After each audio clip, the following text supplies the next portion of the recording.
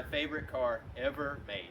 It's a 2008 Dodge Viper SRT10. I love this car. 600 horsepower. It's a real American exotic supercar. This thing is absolutely incredible. I've loved these ever since I first saw them in Need for Speed Most Wanted. Let me show you around and show you why this car is so special. Let's start off with the best part of the car, the engine. This is the reason a Viper is an exotic American supercar. You can debate that in the comments. This is an 8.4 liter, 512.5 cubic inch V10 that makes 600 horsepower at 6,100 RPM and 560 foot-pounds of torque at 5,000 RPM. And when I call this a supercar, I do mean it. It gets supercar levels of attention. People love this thing, take pictures of it, stare at it, and try to race me, which I don't like that last one. These cars are much rarer than Corvettes, and that's because they're much more special than Corvettes. They made 35,000 Corvettes in 2008, and across the entire 92 through 2017 Viper production span, they only made 32,000. There's a reason Vipers are more expensive, because they're rarer, far more desirable, and more interesting than Corvettes are. Let's just face it, everyone's staring at the Viper, not the Corvette. In true American spirit, this is the everyman's supercar. Anyone that works hard enough can afford this thing. And that's part of what makes this car so special to me. It's a 200-mile-an-hour car that you can buy for less than $50,000, depending on condition and various other factors. This particular car, I paid less than $45,000 for, which is pretty low for a Gen 4 convertible. Most of these tend to run somewhere around 55 or so thousand. The reason I paid less than $45,000 for it is because, like many Vipers, it has a rebuilt title. This particular car got gashed in 2016 by some fool. So that's why this car was less money. As of when I bought this thing, it had 24 some odd thousand miles. Now it has about 26,000. I put quite a few miles on it. Less than $45,000 for this car is really a deal. I mean, look at this thing. It's incredible. This 2008 has a few differences from the 2006. They did not make an '07 Viper. It has drive-by-wire. It has variable valve timing, which increased the horsepower output, but also made it harder to modify, from what I've been told, which I don't plan on doing anyway. It also has the newer T6060 transmission rather than the older T56. And the Gen 3 Vipers were having problems with their differentials, so this one has a newer, stronger clutch type. From what I understand, the older one was a gear type, I think a Torreson, don't quote me on that. But this one is stronger, it doesn't have as high failure rate.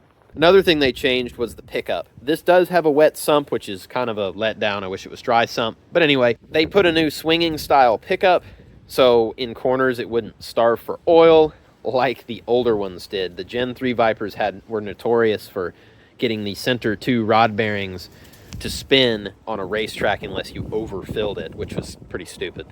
Interior-wise, this car is in excellent shape. It does have the navigation system, which is, I mean, I'm not going to use that crap. It's in good shape. The seats aren't torn up or anything. Console, pretty good. There's a little crack here, whatever, doesn't really matter. There's a few flaws on the dashboard.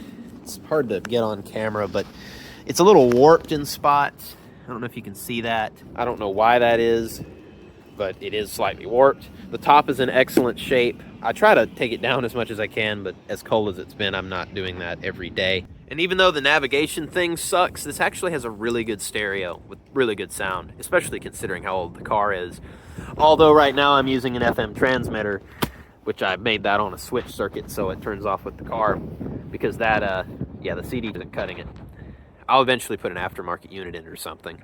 Of course, with a Viper, you've got to have a custom plate, my snake bite plate. Got a bunch of electrical boxes, but the trunk's in pretty good shape. It's missing the carpet thing that goes here. I don't care about that. It was also missing the inflator, also known as an air compressor, so I just put my own, whatever. Got some washer fluid, some oil. I use 040. That's what they spec'd for the car, Mobil 1 040, synthetic. I also have a floor jack that I have no real use for because the car does not have a spare tire, which is one of its detriments. The eagle-eyed among you may have noticed that the car is actually red.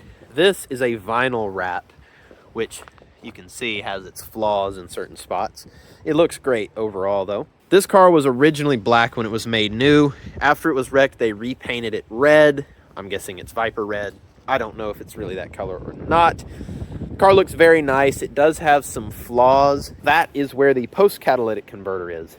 and it gets so hot that it's actually messed with the paint that they repainted and the vinyl wrap, which really sucks because when this wrap comes off, that's going to be all jacked up. Originally, I was looking to get a coupe, Gen 3 or Gen 4, depending, coupe. But the problem is the coupes cost considerably more than the convertibles. You can find a convertible for about 50, 60,000, depending on shape and everything. I got lucky paying less than 45 with the rebuilt title. But if you want to get a coupe Gen 4, especially, you're going to be looking at closer to $70,000 if it has a clean title.